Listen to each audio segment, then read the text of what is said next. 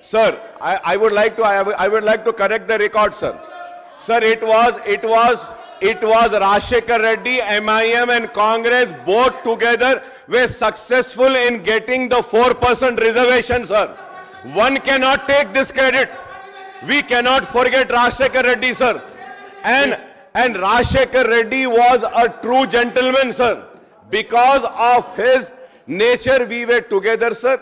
And at that time, leaders from Delhi, sir, again, I do not want to mention the name, they came and met my late father at my father's residence.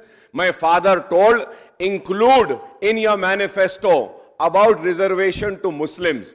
Then MIM will come together with you and we will work. Rajshekhar Reddy Saab included that in the Congress manifesto in United Andhra Pradesh. After that, together, Rajshekhar Reddy and myself, we struggled, sir. We fought for it, and also Muhammad Ali Shabbir was also part of it, sir. So we together got the 4%. Do not say that it is only Congress who got 4%.